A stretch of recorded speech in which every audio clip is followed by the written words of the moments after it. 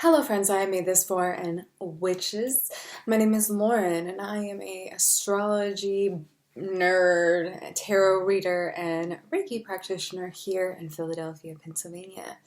Today's video is a quick, just all over collective reading for this dark moon this weekend. So depending on where you are in the world, the dark moon is going to be tomorrow, Saturday the 13th, and today I am filming this on the 12th, Friday the 12th of March. So something I wanted to bring up, because I think it's important. And first of all, I'm going to be using the Morgan Greer and the Sacred Symbols Oracle deck to get into our collective reading today. But before I get into that, I haven't mentioned this in a long time because I myself kind of fell out of the practice. I took a class, an astrology class, about a year ago that was really focused on looking at astrology through the seasons and kind of connecting with the plants and everything that was going on seasonally to what might be happening astrologically. And I kind of wanted to reiterate, when we are in Pisces season, that is a season that is really, it's mutable water, right? I talked about that in another video, links down below, about how it's mutable water. And when it's mutable water, it's a transition time in that season. So one thing I might ask you to, or invite you to think about is, how do you engage with this season right now? Right? What is happening outside in the earth that you live? Are things starting to bud already? Is it just getting a little warmer? Is there still snow on the ground, but it's melting? What does this transitionary time look like for you? Because this is the end of winter. We haven't hit spring yet. We'll hit spring when we hit Aries season. But when I was taking my my immersive class with Daughter of Wands, daughter.of.wands on Instagram, definitely follow her for some really good astrology, herbalism, and tarot. Shit is real tight. When we're looking at when we're looking at what's coming up for us around this season, it's interesting to think about how this is a transitionary time. It's not just the be-all, end-all. This is literally, spring is about to emerge, and we are saying goodbye to winter. And so we're having this really transformative experience when it comes to these transitions, right? So that's all signs that are mutable. Fixed is when we're in the middle of a season. We are at the height of that season. And of course, cardinal is the initiator of that season. So for example, our cardinal energy after this will be Aries, then we'll go into the fixed sign of Taurus, and the first mutable sign when we get back to the beginning of the astrological wheel is going to be Gemini. So it works like that. Each sign is really, it's connected to a season. So that's something I learned from Daughter of Wands, and I wanted to just share that again because I haven't thought about that in a really long time, and I think it's really important to think about how we can experience what's going on in the world astrologically in our physical earth realm seasonally. So with that said, thank you for being here. I'm glad you are. Of course, as always, if you like how I talk about things, if you like how I read, please, please, please feel free to reach out to me. I'm also Subnormal Child on TikTok and Instagram. You can find me on Twitter sometimes at Subnormal Child or Child Subnormal. I don't know what happened there. And of course, subnormalchild.com. That link is in the description box down below. Anyway, let's get into it. So collectively, let's do a little dropping in, right? Let's do a little dropping in. I burn a little rosemary.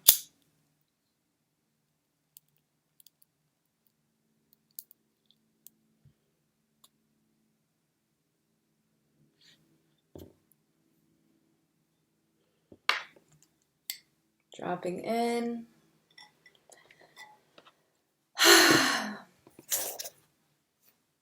And what is this reading about? Actually,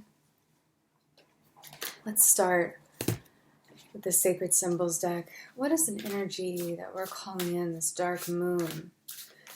And the dark moon is when the moon and the sun are conjunct. That means they're in the same sign. So anytime we're in Pisces season, our new moon is going to be Pisces. So what's a symbol for this new moon? What is a symbol for this new moon?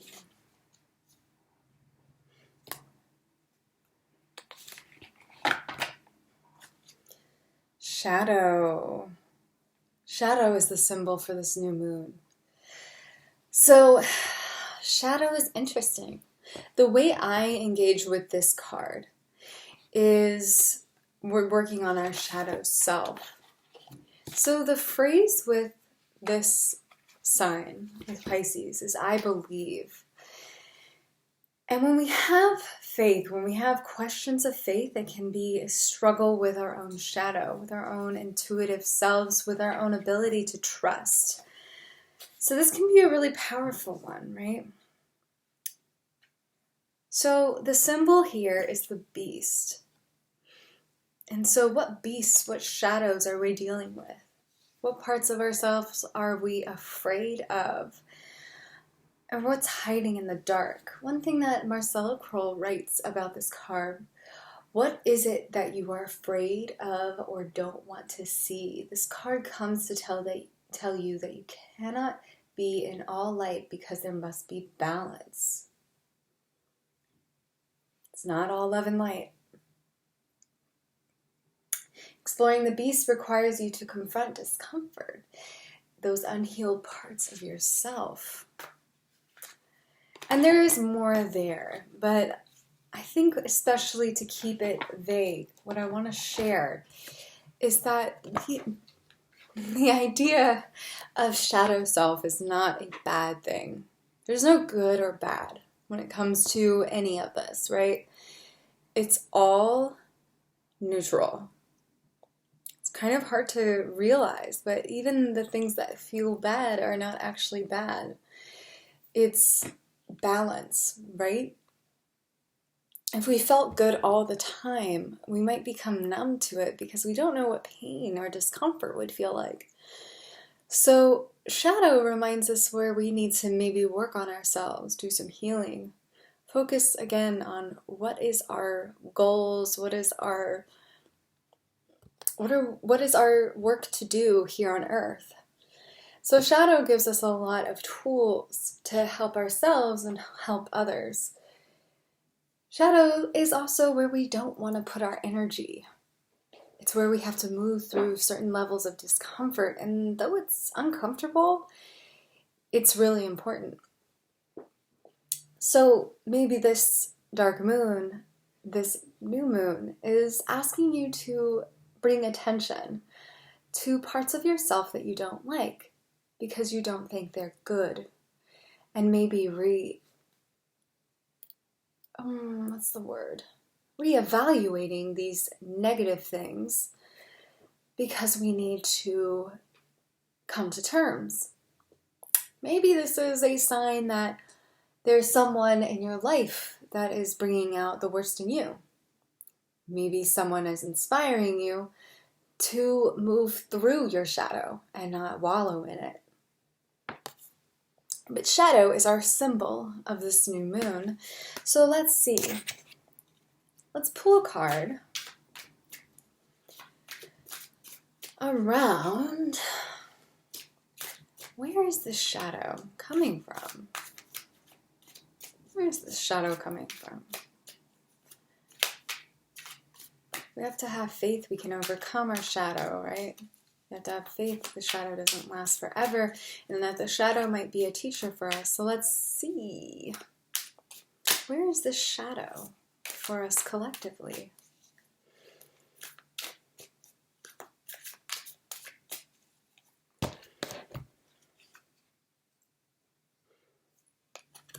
King of Rods. So this is interesting. Whenever I pull a court card, I personally take this as, who are we being asked to step into?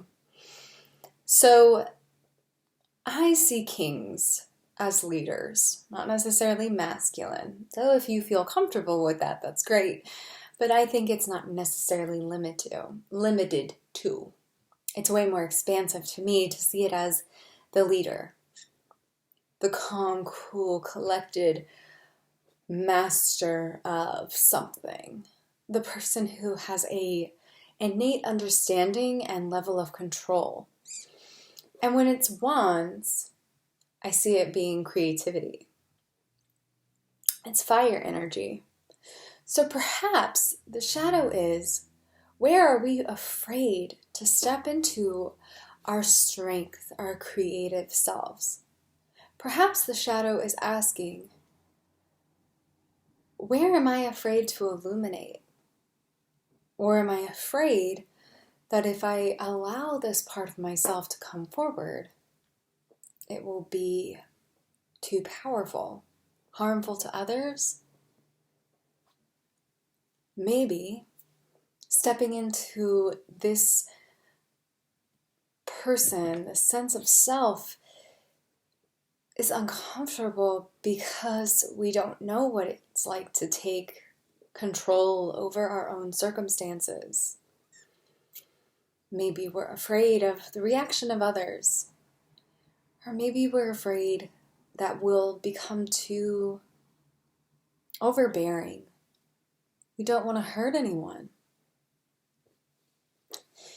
The shadow is saying maybe our creative self is where subconsciously there's too much for us to understand and we're afraid to unlock it. So what do you think? How does King of Rods feel to you? Take a second to sit with it, pause the video if you need to, because King of Rods is not easy. Anytime I see a court card, it's really an ask of, how are we being asked to step into this role? How are we being asked to confront our abilities to be this person? Because we can be this person. Maybe we are this person right now. Maybe we are stepping into this and we're finding that there's a lot of shadow in this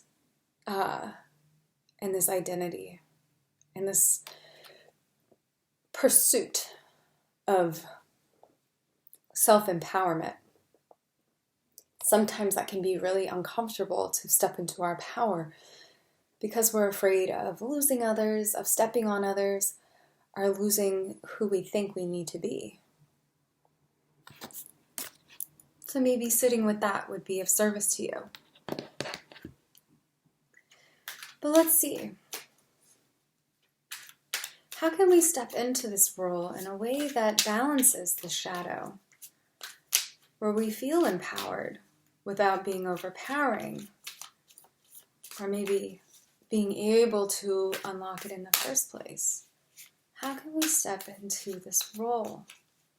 How can we step into this character? How can we step into the power of the King of Rods?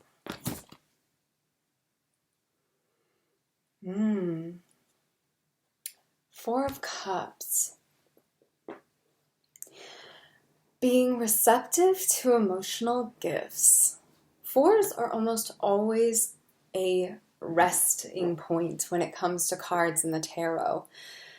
Fours represent some sort of grounding balance.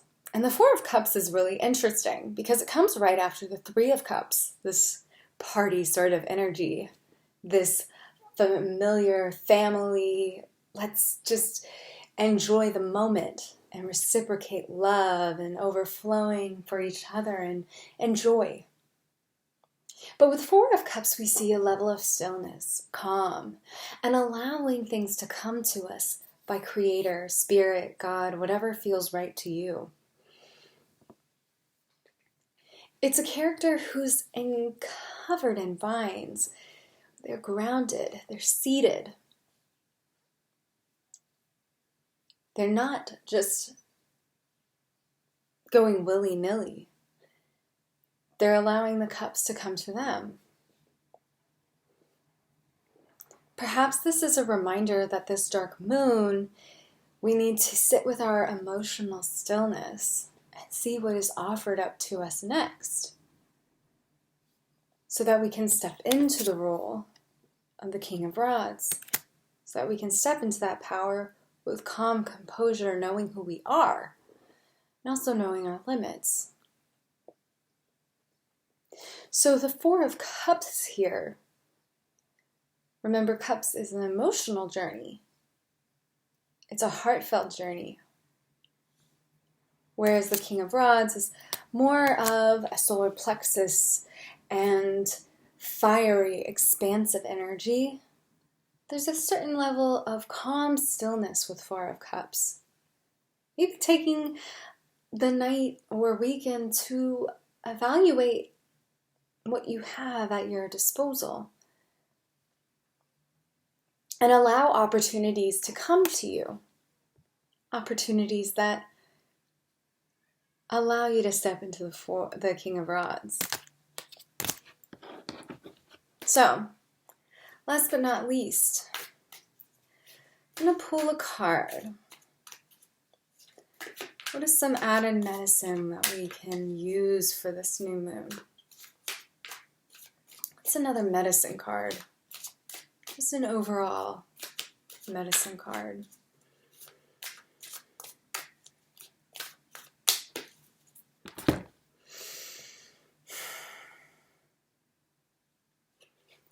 Knight of Swords.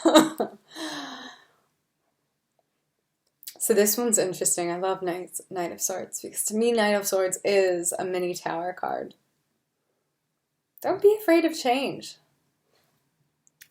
When something presents itself to you, when an opportunity is presented to you, take it. Move for it. Even if it shakes the boat a little, shake it. Because eventually, we move from the Knight, the initiator, this wind, just powerful energy of movement and change, which Swords, the Knight of Swords, is big change. Then we can act from a seat of controlled power. Perhaps the Knight of Wands is coming as a reminder that our shadow self requires that we cut through some of our own bullshit. The shadow is usually our bullshit, right? It's our disillusionment with life. It's the illusions that we keep around us. It's the ideologies that are unhealthy. It's the ways that we think about ourselves and others or engage in the world that's not okay because it harms us. It belittles us and keeps us from stepping into this.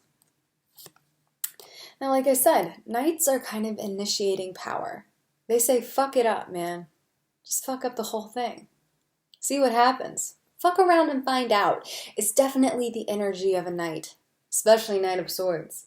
The most fuck around and find out of them all. But our shadow work is not in just fuck around and find out. It's how do we step into authority in a way that's really consciously supportive of not only ourselves, but the world around us. It might be time to move through some uncomfortable things. Cut out some shit that doesn't serve you. And that can be ideologies about self and others. So take that with a grain of salt. There's a lot of court cards in today's reading. So we're being asked to do a lot of different things. We're being asked to move. We're being asked to stand in our power. And we're being asked to be emotionally receptive. But if I were to say that this is a story, we are sitting in this space right now to move with action and to shake things up a little bit. But to get to this place where we are not afraid to step into this power, we have to move through our shadow self. And that means we need to sit with our emotional self for a little bit more while moving through and out of the bullshit self-talk. It's time to step into who you are. All right, my friends, thank you so much for joining me today. It has been such a pleasure. I hope that was supportive of you.